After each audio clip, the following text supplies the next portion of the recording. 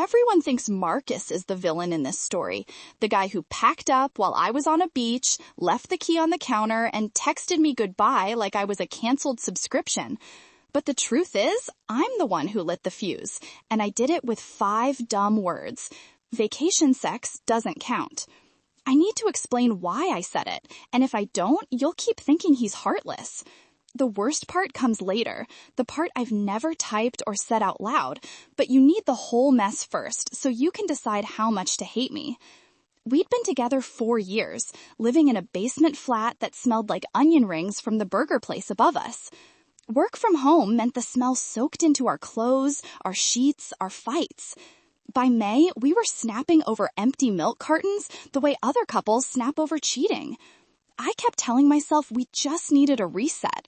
When my friend offered her family's beach cottage in North Carolina for free, I sold Marcus on 7 nights of sunflower fields, cheap beer, and no laptops after sunset. He agreed, mostly to shut me up, and I took that as a win. Here's the first thing I haven't said. The cottage was never free. I paid $300 to the friend's cousin so she would accidentally book it the same week Marcus's big work project was due. I wanted him distracted, tired, guilty, easier to control. I know how that sounds, but I was so sure the relationship just needed shaking until the good parts fell back on top. You've probably done something similar. Told yourself love is a vending machine. Kick it right and the stuck snack drops. We drove down on a Saturday that smelled like tar because the highway was freshly paved. Sweat glued my thighs to the seat, and Marcus kept bumping the AC colder. That should have been a sign we were about to overcorrect. Within 10 minutes of arrival, I'd posted a picture of us on the porch swing, caption, "Paradise Found." What the photo didn't show was the busted screen door, the neighbor's rooster, or Marcus frowning at the signal bars that kept dropping his work calls. I tucked those details away like scratch cards I wasn't ready to scratch. Sunday night, we drank rum on the beach. He pulled me onto his lap, kissed my neck, and whispered, "Let's remember this when we're back in onion ring hell." I laughed too hard, the kind of laugh that's mostly nerves, and that's when the dumb line flew out. Vacation sex doesn't count. He cocked his head. I added, no pressures, no routines, just fun. I swear I meant it as permission. Think of it as a free pass coupon you never have to cash. But I felt him stiffen, felt the air shift the way it does before a thunderstorm you later learn how to name. He didn't answer. We had sex anyway, quick and salty, but he kept his eyes open, staring past me at the dark water. I told myself he was simply tired. That's the second thing I hid. His silence scared me, so I posted another happy photo to cover the sound. 9 likes, 63 heart emojis, 0 truth. Tuesday afternoon, he finally snapped about the Wi-Fi dropping every 5 minutes. His boss needed the project by Friday. I shrugged and said, "Get it done tomorrow so we can enjoy the rest of the week." He slammed the laptop closed, louder than necessary. "It's not the Wi-Fi, it's you acting like nothing here matters back home."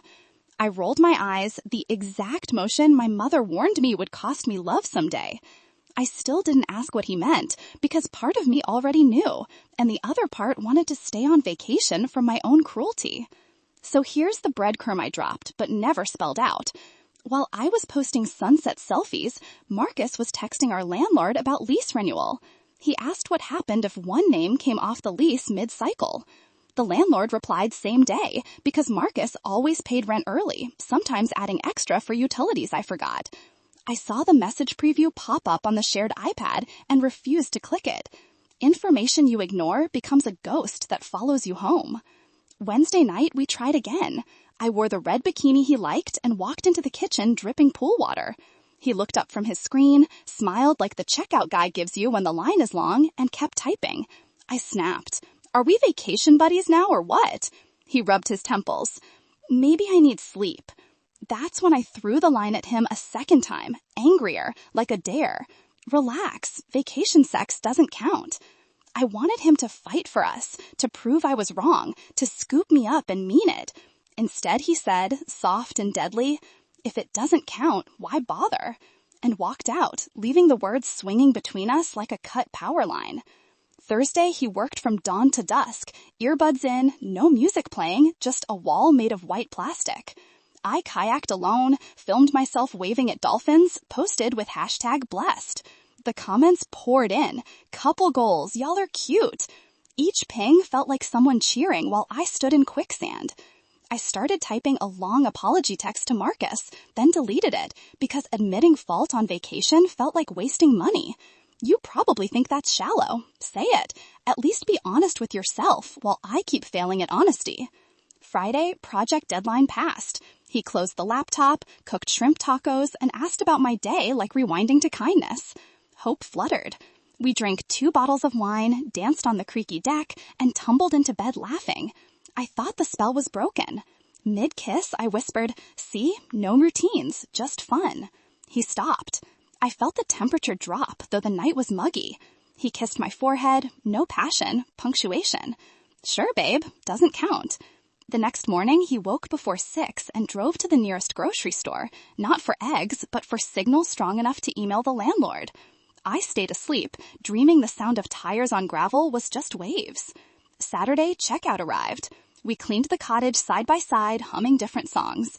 I posted our final selfie, smiling, sunburned, shoulders touching. Caption, already planning next year. 3 minutes later, he walked to the car without waiting for me to lock up. I told myself he was being efficient. The drive home felt like sitting in a waiting room where no one calls your name. We stopped for gas and he paid inside, buying only 2 waters, no candy, no jerky, proof something inside him had shut off.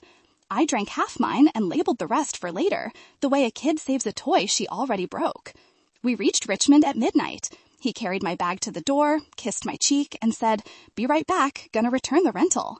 He left his personal phone charging on the couch. See, I still thought logistics were normal. I showered, scrubbing sunscreen and guilt in equal measure. 30 minutes later, headlights swept the window, then kept going. An hour, 2. I checked Find My. His dot pulsed at the apartment, not the rental lot. Confusion tasted metallic, like the faucet water. I texted, no answer. Called, straight to voicemail. At 3 a.m., adrenaline punched through exhaustion. I opened his phone with the passcode I'd known since 2019. Here's the truth bomb. He'd packed everything he needed into 2 suitcases while I was in the shower. Then emailed the landlord confirming single-tenant lease termination effective immediately. All in calm bullet points, security deposit, forwarding address, carpet cleaning receipts attached. He even thanked management for 4 mostly wonderful years. I sat on the stripped mattress, scrolling, gut hollow, realizing the red bikini lay on the floor like evidence no one would ever need. The lease change had been signed Thursday. He just waited for vacation to end so he could try. Trying looked exactly like giving up, only slower. I drove to my flat at dawn. The key still worked, but half the closet gaped empty, drawers yawning like mouths mid-scream. On the kitchen counter sat the apartment Wi-Fi router he'd bought last year. He'd taken the cheaper one that came with the ISP, leaving me the upgrade like a consolation prize. Next to it, a printed note. 1 sentence. If none of it counts, I guess we're done counting. Not angry, just final, the way hotel lights switch off when you insert your key card. I called him 23 times, left voicemails ranging from begging to fury to jokes only he would understand. No replies, just the digital void swallowing my voice. By noon, the landlord phoned. Couples sometimes grow apart. Rent will be adjusted starting next month. Her kindness felt like sandpaper. I wanted her to yell, to call me a cheat, to demand an explanation. Instead, she offered a payment plan. That's when I understood the worst part, the one I promised to save for last. I wasn't losing love. I was losing the excuse that love had failed me on its own. Everyone keeps asking what I'll do now, as if I caught sudden amnesia about paying full rent, sleeping diagonal, ordering groceries for one. The answer is boring. I go to work, mute Instagram couples, and pretend the roar in my ears is only traffic. Marcus texts only about shared bills we haven't closed yet, formal, distant, the way you speak to a dentist. Sometimes I draft messages starting with, "I lied," but I never send them because the lying began long before vacation and apologies don't reverse time.